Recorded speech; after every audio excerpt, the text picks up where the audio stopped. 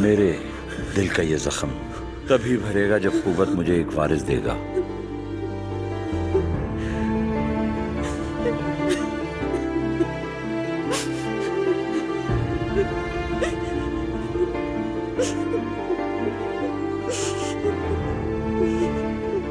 मैंने बहुत सोच समझकर एक फैसला किया है। शहरजाद कुव्वत से शादी करेगी।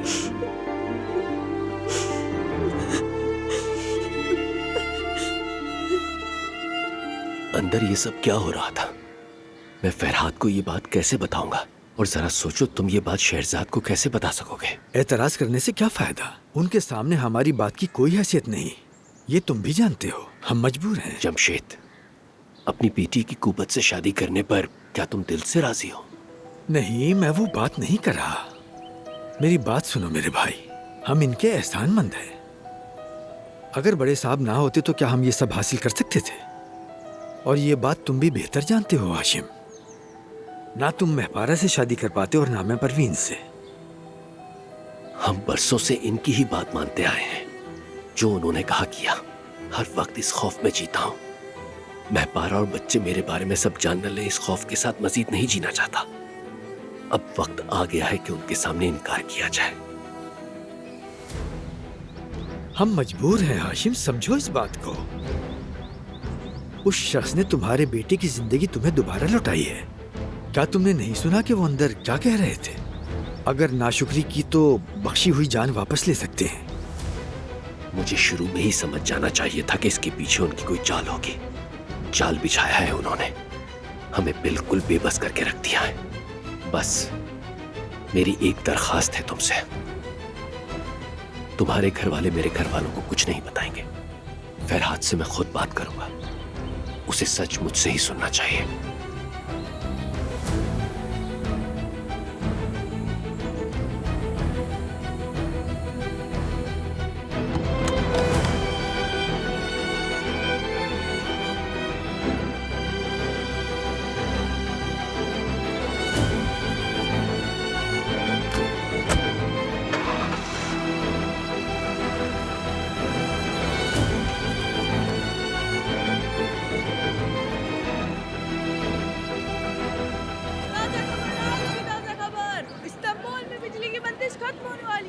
और मजदूरों की हड़ताल लहरों की तरह बढ़ रही है।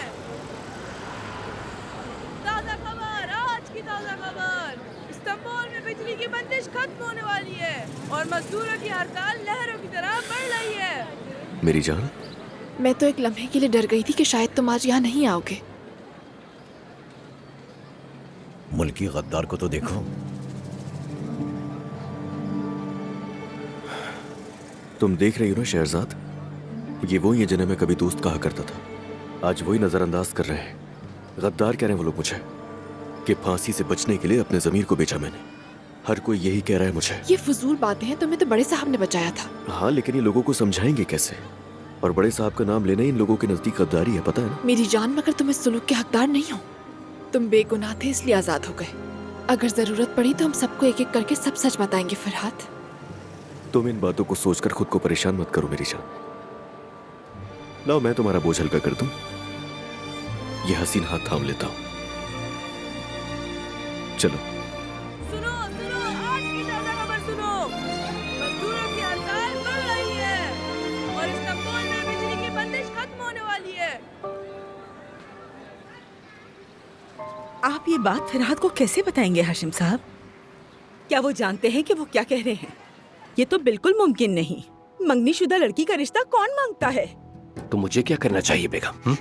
तुम्हें क्या लगता है उनके इस फैसले पर मैं राजी हूँ? शायद हमारे बेटे की जिंदगी की कीमत यही मुकर्रर की गई है। या अल्लाह, ये सब कुछ मेरी समझ से तो बिल्कुल बाहर है। अभी और क्या क्या देखना बाकी है? जब आप उसे ये सब बताएंगे तो क्या होगा? सोचा है आपने? आपको लगता है ये सब कुछ खामोशी से सह लेगा वो? अगर उसने कुछ कर डाला तो? हाँ, कोई गलत कदम उठा लिया तो? खुदारा ऐसे बुरे ख्यालात ज़हन में मत लाओ महबारा। हाशिम साहब, अगर आपके दिल में मेरे लिए इतनी सी भी मोहब्बत है, जाकर बड़े साहब से बात करें। मैं आपके आगे हाथ जोड़ती हूँ कि वो अपना फैसला वापस ले ले। यही बेहतर होगा। मैं अपने बेटे को दोबारा बर्बाद होते हुए नहीं देख सकती, समझ गए ना? मेरी खातिर कोई हल निकाले।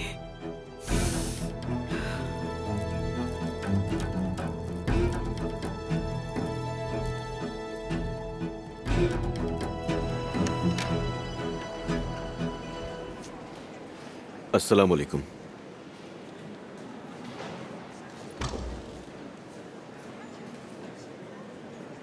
मुझे यहाँ छोड़ने के लिए तुम्हारा शुक्रिया।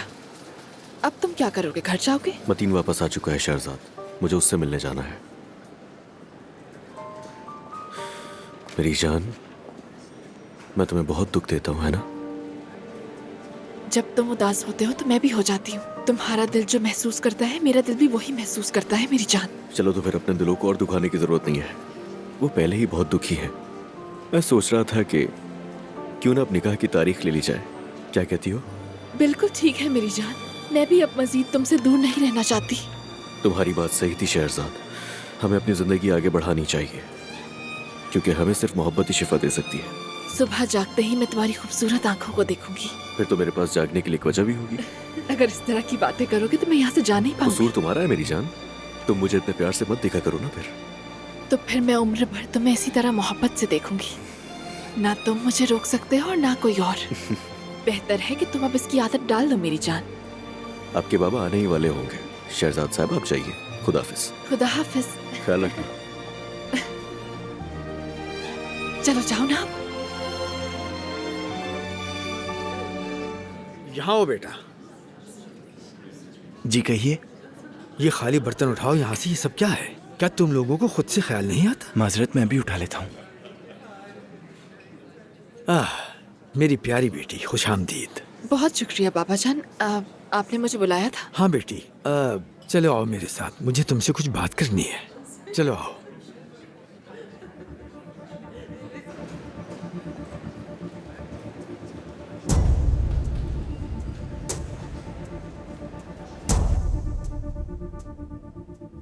आओ बैठो यहाँ पर।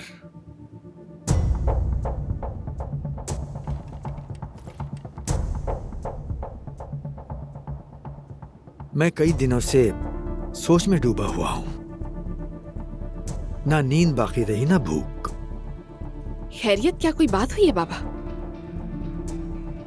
मैं इस शादी पर रजामंद नहीं हूँ शहरजाद। बाबा मेरी बात सुनो।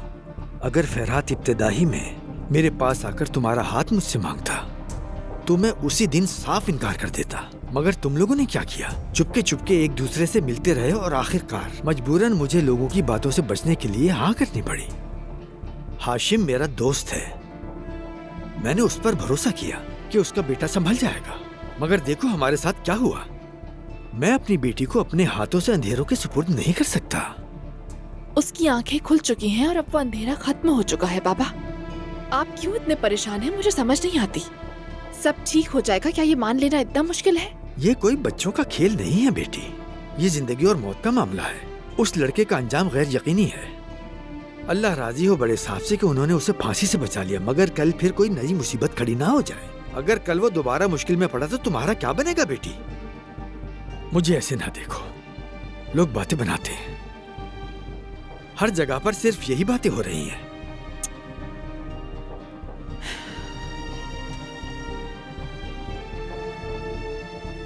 खैर बेटी, बड़े साहब ने फिर किसी की परवाह नहीं की और अपना बड़ापन दिखाया।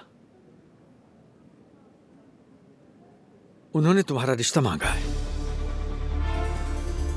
यकीन नहीं आता कि उन्होंने आपसे भी ये बात की है। मैंने तो उनसे कहा था कि इस बात को यहीं खत्म कर दें। तो तुम्हें ये बात मालूम थी? जी हाँ बिल्कुल। ये नामुनासिब पेशकश उन्होंने मुझसे भी की थी, लेकिन मैंने उन्हें मना कर दिया। बेटी तुम्हारी हिम्मत कैसे हुई उनसे ऐसी बात करने की? मुझसे ऐसे शख्स की इज्जत की तवक्को ना करे जो अपनी ही बेटी के शौहर से शादी करने को गए। बाबा ये मामला बिल्कुल भी वैसा नहीं है जैसा तुम समझ रही हो बेटी।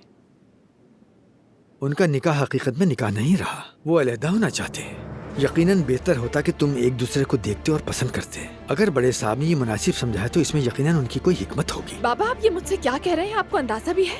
क्या मतलब कि इसमें कोई हिकमत होगी? कैसे कायल कर लिया उन्होंने आपको? आप भी उनकी तरह इस रिश्ते को दुरुस्त समझते हैं, है ना? बेटी मेरी बस करे बाबा, और एक बात याद रखें, मेरा निकाह फिर हाथ से तय है और मैं अपने वादे पर कायम रहूंगी, उसी से शादी करूंगी।